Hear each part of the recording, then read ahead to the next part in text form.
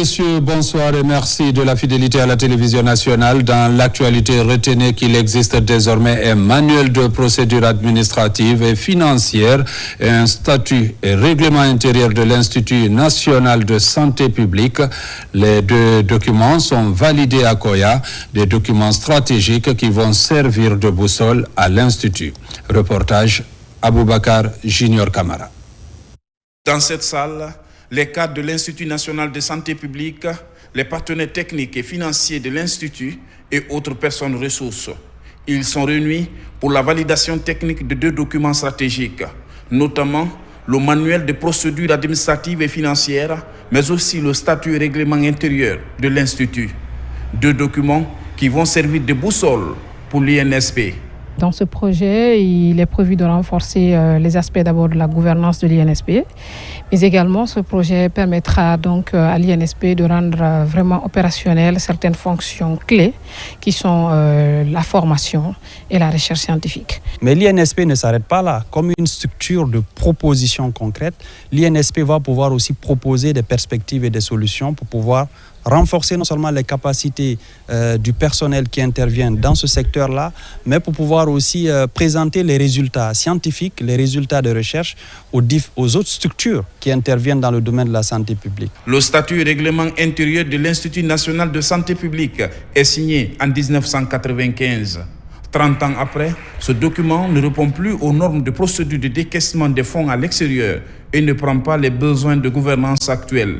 L'évolution de la structure avec le contexte sanitaire fait apparaître aujourd'hui ce qu'on appelle le One Health, une seule santé.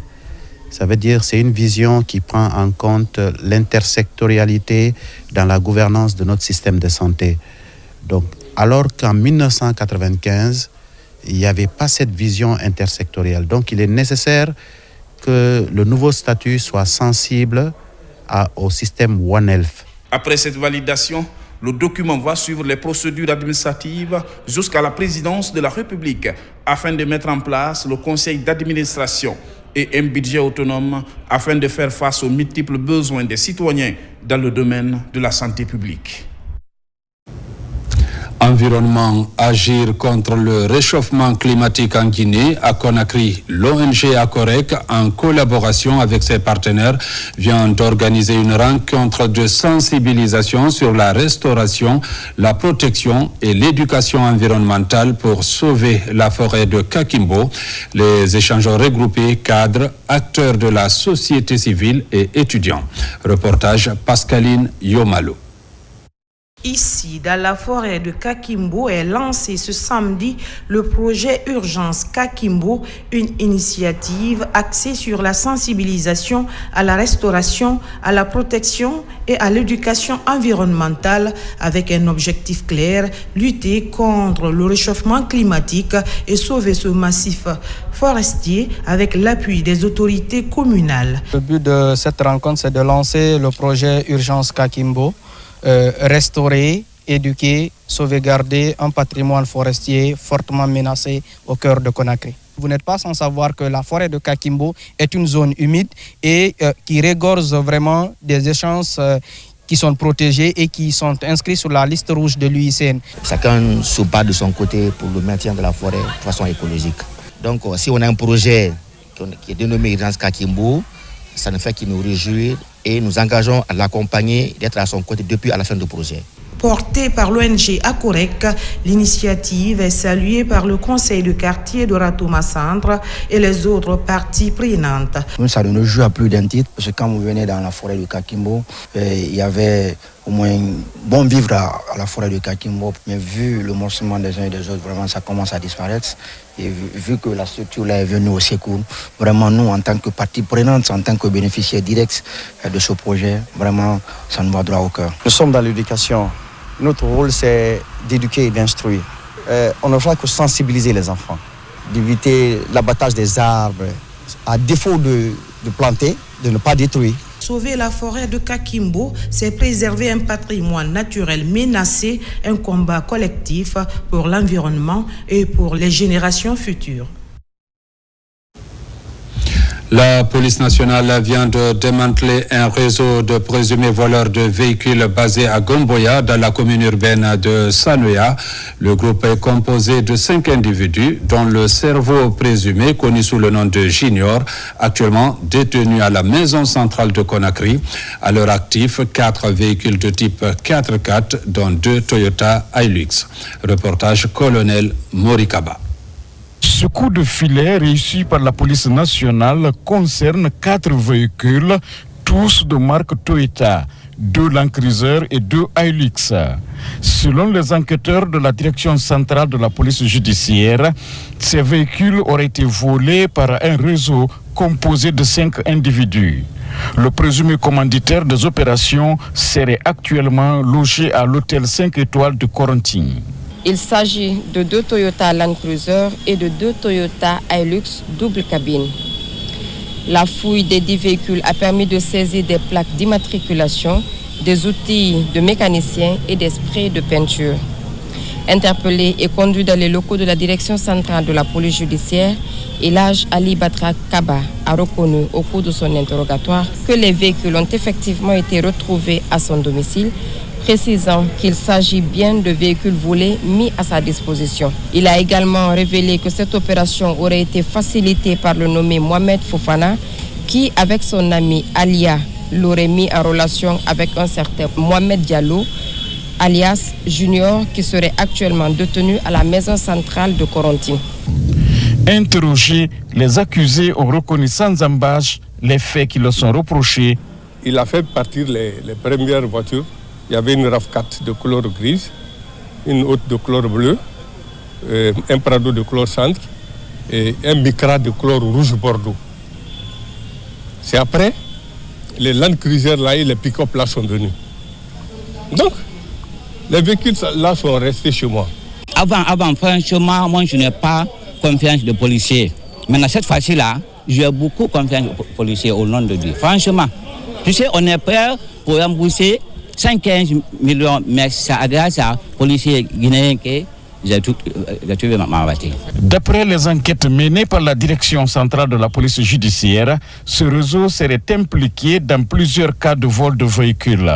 La plupart des engins volés auraient subi des modifications avant d'être acheminés hors des frontières guinéennes, toujours selon les enquêteurs. Et puis à l'heure où la Guinée avance vers une nouvelle étape décisive de son histoire politique, la Basse-Guinée a choisi de parler le langage de l'unité pour la stabilité du pays afin d'aller à des élections apaisées, une mobilisation citoyenne portée par la coordination nationale de la jeunesse de la Basse-Guinée. Reportage Fatoumata Batouli Diallo.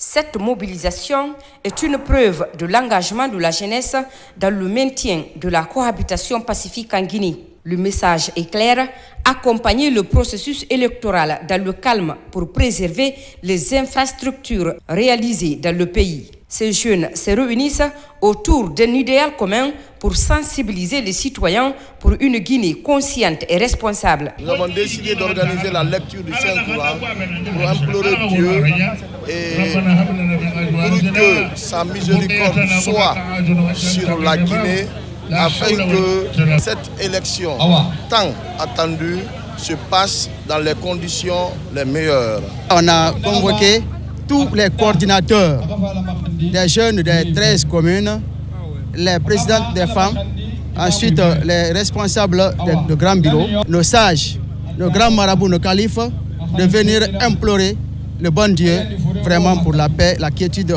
pour la nation. Initié par la coordination nationale de la jeunesse de la Basse-Guinée, l'événement rassemble leaders communautaires de jeunes venus de différentes préfectures de la Basse-Guinée et certains cadres de l'administration du pays. Sans l'unité, sans l'union, nous ne pouvons rien réaliser. Et j'en appelle à la bonne conscience de tout un chacun d'œuvrer autour d'un idéal d'unité et de développement de l'ensemble de la Guinée et en particulier de la Basse-Côte. Dans une atmosphère à la fois solennelle et fraternelle, la coordination nationale de la jeunesse de Basse-Guinée exhorte les citoyens à rester vigilants et unis avant, pendant et après l'élection présidentielle du 28 décembre prochain. Ces jeunes invitent également les différentes coordinations du pays à poursuivre la campagne de sensibilisation communautaire pour renforcer le tissu social entre les filles et fils de Guinée. Pour rehausser le niveau de la formation culinaire et de promouvoir la richesse des produits guinéens, l'ambassade d'Italie en Guinée offre une formation dédiée aux établissements culinaires du pays à l'honneur de la semaine de la cuisine italienne, une approche qui marie tradition guinéenne et savoir-faire italien, ouvrant de nouvelles perspectives aux jeunes passionnés de ce métier. Reportage Makemekele Tidonzo. Cuisiner autrement, valoriser les produits locaux et encourager la créativité culinaire, tel est l'objectif de la formation gastronomique organisée par l'ambassade d'Italie dans le cadre de la semaine de la cuisine italienne dans le monde. Pendant plusieurs jours, des étudiants en hôtellerie et restauration ont été initiés aux techniques culinaires italiennes adaptées aux ingrédients typiquement guinéens.